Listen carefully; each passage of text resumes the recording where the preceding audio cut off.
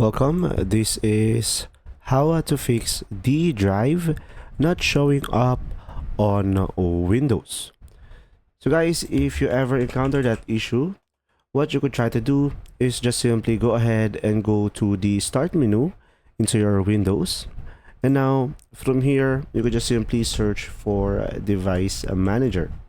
So from here, just simply click on this one. And right after that, you should be able to have this tab and just simply go for disk drives over here. Now to expand this, click on the arrow pointing to it. And from here, you should be able to see your D drive.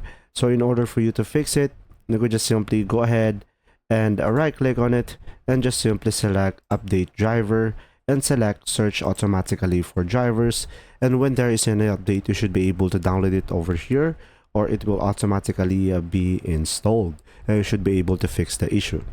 Now if it doesn't guys, you could just simply right click on it and just simply select uninstall device, and once you have done that, just simply restart your PC in order for it to be reconnected.